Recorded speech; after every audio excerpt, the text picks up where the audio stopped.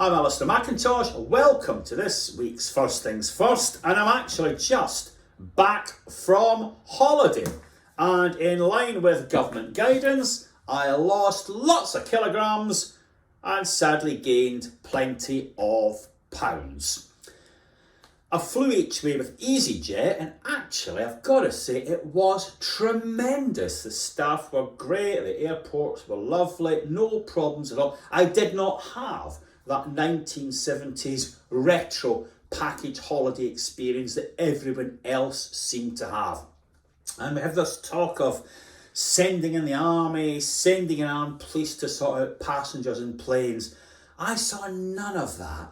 But it was reminiscent of the situation in housing, isn't it? You've got ministers saying airports, airlines have got to sort themselves out. And we've got ministers saying that housing associations have got to sort themselves out. There's a consistent theme there.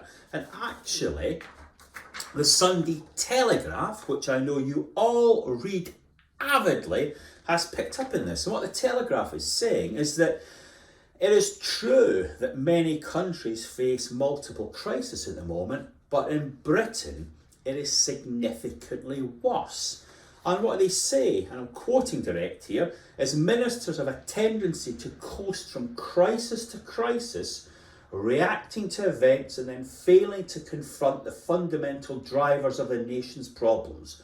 One of the consequences is that the public debate regularly descends into a vitriolic and unproductive blame game, with nobody taking responsibility, as in the case of the travel chaos. Another is that the government looks adrift.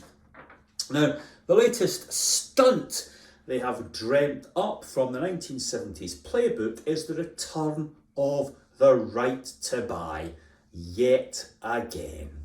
Popular ones, harder to implement today. Gordon Perry, erstwhile Housing Association Chief Executive, has taken to Twitter to condemn this policy and saying that it runs against the charitable objectives of housing associations.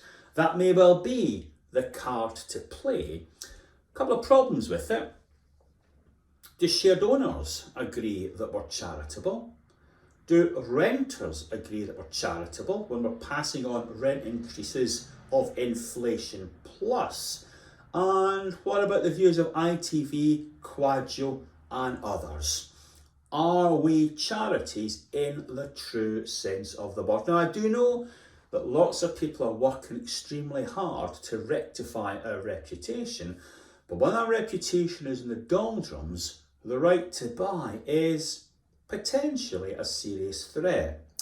The one factor that really sinks it is rocketing house prices. The amount of money you would have to put in to make the right to buy work is colossal. Folk just can't afford even a relatively small percentage of the value of their homes in many areas in the UK at the moment. Now, one of the reasons for that is the total collapse of government housing strategy. Housing associations will say, hang on, we were diverted by the cut in grant and the need to build homes and diversify in order to make good some of that. That's what's led us astray.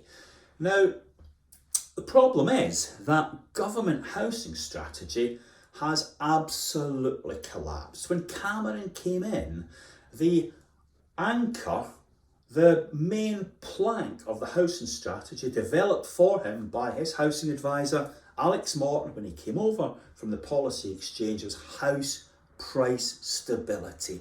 That never happened. They didn't work hard enough to deliver that.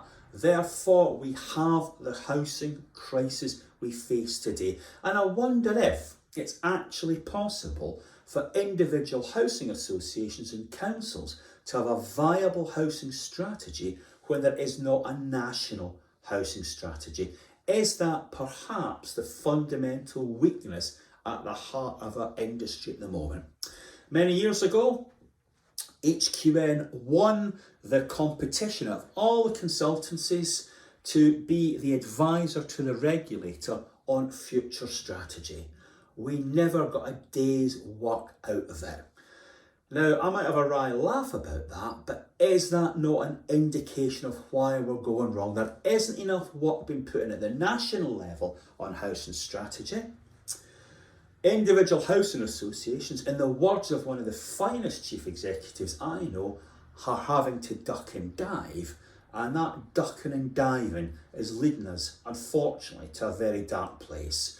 So enough of these letters, enough of the backbiting, enough of the stupidity. Let's put our backs into having a proper national housing strategy that delivers many safe homes. Thanks for your attention, and I hope to see you all again next week. EasyJet willing. Bye.